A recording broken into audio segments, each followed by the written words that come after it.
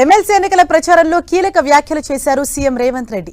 ఏడాది కాంగ్రెస్ పాలనలో చేసిన అభివృద్ధి, ఇచ్చిన ఉద్యోగాలు నిజమైతేనే ఓటు వేయండి, లేకుంటే లేదన్నారు. ప్రధాన ప్రతిపక్షంగా ఉన్న బీఆర్ఎస్, బీజేపీతో కుమ్మక్కు రాజకీయాలు చేస్తున్నాయని పట్టభద్రులంతా గమనించాలన్నారు. తక్కువ సమయంలోనే ఇచ్చిన హామీలను అమలు చేసేందుకు చిత్తశుద్ధితో పనిచేస్తున్నామని చెప్పారు సీఎం రేవంత్ రెడ్డి.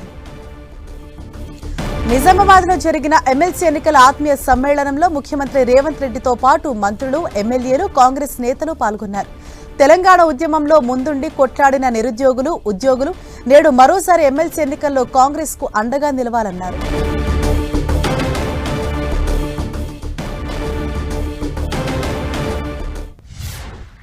అదేవిధంగా టీచర్లు 10 ఏళ్ళు ప్రమోషన్లు లేవు, 10 ఏళ్ళు బదిలీలు లేవు.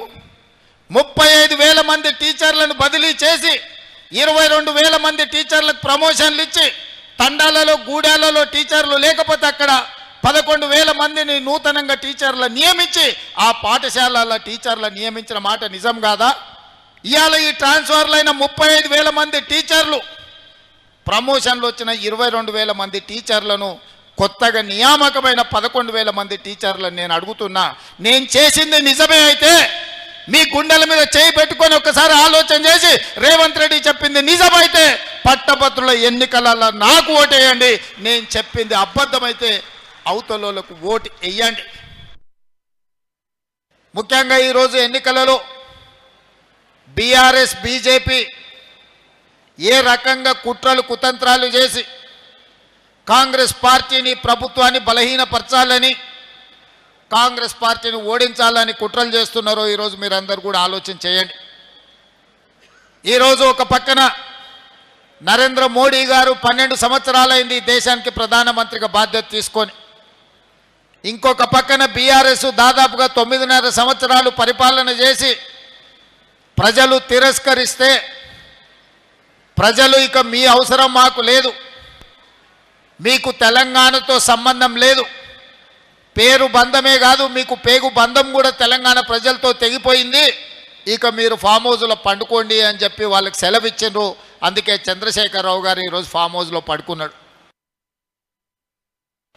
మరి నేను వచ్చిన తర్వాత 11,000 మంది టీచర్ల నియామకాలు చేసింది నిజం కాదా? ఇవాళ టీచర్లను అడగండి. 15,000 మంది పోలీసులను నియమించిన మాట నిజం కాదా?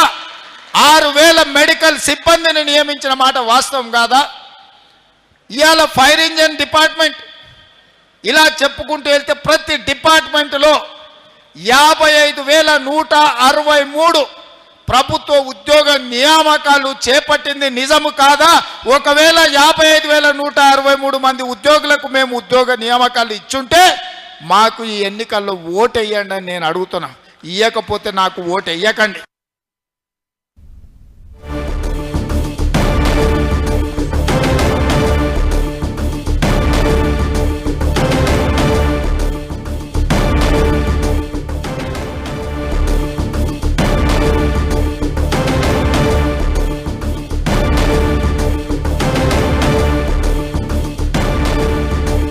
ఎమ్మెల్సీ ఎన్నికల ప్రచారంలో సీఎం రేవంత్ రెడ్డి కీలక వ్యాఖ్యలు చేశారు. కాంగ్రెస్ ఏడాది పాలనలో చేసిన అభివృద్ధి, అలాగే ఇచ్చిన ఉద్యోగాలు నిజమైతేనే ఓటు వేయండి, లేకుంటే లేదు అని ఆయన బహిరంగంగానే చెప్పారు. ప్రధాన ప్రతిపక్షంగా ఉన్న బీఆర్ఎస్, బీజేపీతో కుమ్మక్కు రాజకీయాలు చేస్తోంది, తమను దెబ్బతీసే ప్రయత్నం చేస్తోంది. ఇది ప్రతి ఒక్కరూ కూడా గమనించి ఏ విధంగా ఆనాడు తెలంగాణ సాధించే క్రమంలో ఏ విధంగా అయితే పోరాటం చేశారో ఈ రోజు కాంగ్రెస్ పార్టీకి వాళ్ళంతా కూడా అండగా ఉండాలి అని చెప్పేసి సీఎం రేవంత్ రెడ్డి పిలుపునిచ్చారు.